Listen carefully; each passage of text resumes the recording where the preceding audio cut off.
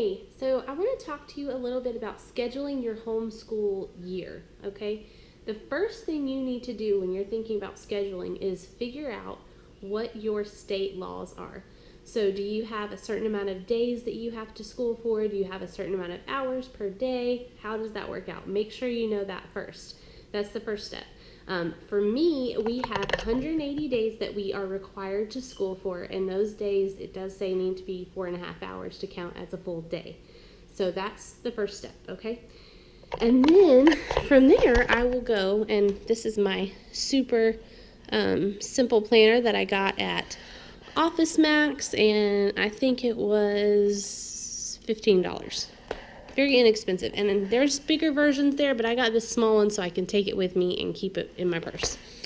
All right, so the first thing I do when I'm planning out my homeschool year is I go to my overview of the year calendar. So here's 2016, here's 2017. First, I will take a highlighter and I will mark days that I know for sure I do not want to do school. For instance, in December, I know that we're going to take 2 weeks off for Christmas, so I mark those days.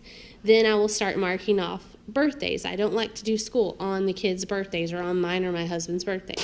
And just so on, marking the holidays and the birthdays that I know we don't want to do school on. From there, I will look at our public school calendar online. My daughter has cousins and friends that are in public school, and she likes to be off as much as she can when they are so that they can have sleepovers and such on the weeks that they're off. So I do check that out, and if that lines up with our schedule, I will take those days off as well. Also, of course, if we have any vacations planned, I will go ahead and mark those on the calendar and know not to schedule school there. From there, after I've got my main days that I have to be off of school checked off on the yearly calendar, I will go to my monthly calendar.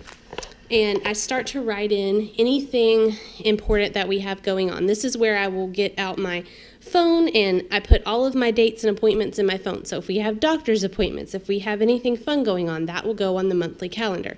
So for the month of July, like on the 19th, we have a puppet show. So I will know not to schedule school there, even though we're not doing school in July anyways, but that's just an example. Okay, and then once I have each of those things written on my monthly calendar, then that's when I can go to my weekly calendar. I will transfer over anything like on this 19th where I have the puppet show. I would take that and I would write that in my weekly section. So I know that I know from whatever it is that I can either schedule no school that day or possibly less school or just do it at a different time. So I will put in the time and then put in puppet show, okay? From then, I can go into each week knowing what days I can plan and what days I can't. And I do count on my yearly calendar after I'm done checking everything off and make sure that we have plenty of time to get in our 180 days.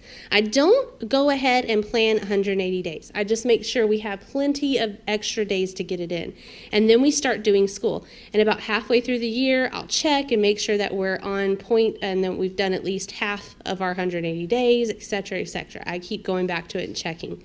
But I do like to have kind of an open schedule, and I don't like to be nailed down into what days we can take off and what days we can't. I also plan ahead to only do school 4 days a week. Now, if we have, and I plan on the 5th day being either a catch-up day or a field trip day. So if we are catching up on schoolwork or we do a field trip and that can equal up to the 4.5 hours, then that can count as a school day, but it doesn't always count as a school day. So as I'm going through the monthly calendar, I try and make sure there's no more than one big sort of thing planned so that we can do school at least 4 days a week. So for this week that we had the puppet show, that's the only thing that's going on that week. So that day we probably would not do school. Now if I had something else, say planned on Friday to go to the zoo or some other fun field trip, then on the puppet show day, since that's only an hour, we would just do school after it and do it later than normal. So that does help keep me on track. And I just make sure that we have 180 days, and I go through and just put everything in there.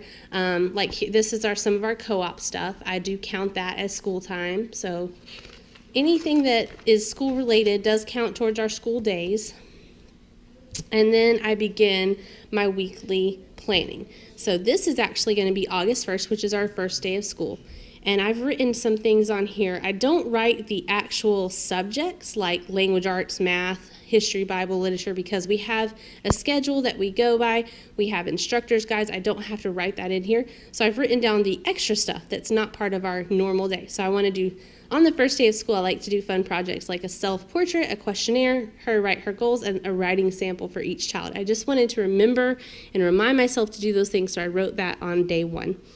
And then from there, I can go to each of my instructor's guides and pull them out weekly and sort of plan my week. So I will pull out my math and I will look at each lesson, and I will either write it in here or I will write any special materials that I need for each day.